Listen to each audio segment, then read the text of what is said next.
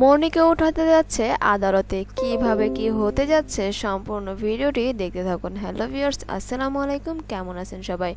আশা করি খুবই ভালো আছেন। মনিকে এবার আদালতে উঠাবে এবং আদালতে উঠিয়েই মূলত সে এই খুনটা করেছে কিনা সেটার বিচার করা হবে। পরবর্তীতে জানতে পারবে যে আসলে সে এই খুনটা করেনি। পরবর্তীতে পুলিশও সেটা বিশ্বাস করে নেবে, আগামী সেটা দেখতে পারবেন।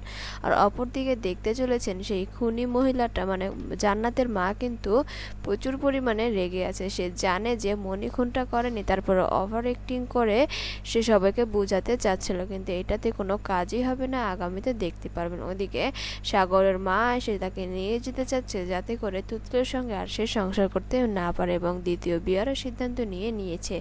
এতে করে রিয়াকশনটা কি হয়েছে তুতুলের, সেটাই হলো বড় কাম্য। সে এত পরিমাণে রিয়াক্ট করেছে যেটা বলার বাইরে। তার মা পায়ের নিচ থেকে যেন মাটি সরে গেছে। যত যাই হোক না কেন, সাগর তো তার হাজব্যান্ড, যার কারণে এই বিষয়টি তার জন্য মেনে নিয়ে একেবারেই দুষ্কর হয়ে পড়েছে।